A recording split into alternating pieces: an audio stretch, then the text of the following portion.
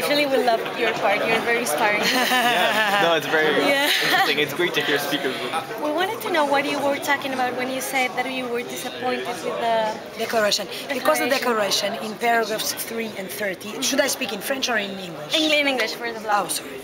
In paragraphs 3 and 30, when it talks about the implementation that has to be done in the future in the area of water and sanitation, instead of saying that all actions for implementation will be based on the human right to water and sanitation, what the declaration says is that they will be based on human rights obligations related to access to water and sanitation. And I ask myself, what does that mean? And the problem is that nobody knows what that means, because each country can interpret it differently. Okay. So I can say, oh, my obligations are A and B, and the other one says my obligation is C and D.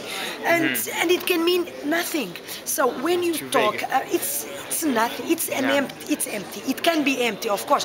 If you are in good faith, you can interpret it as meaning the same thing as the right to water. But of course, those who fought for the changes in the language they want to be able to interpret it in such a way that it is devoid of any useful meaning. Okay. You see what I'm saying? So that's the idea.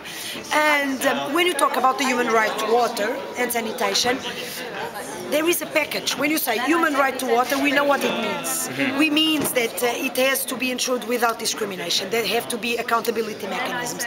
That water and sanitation have to be ensured, they have to be safe, accessible, available, affordable, etc.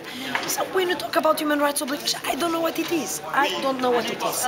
That's the danger. Did specific member states want this language to be purposely vague? Of course. Yeah?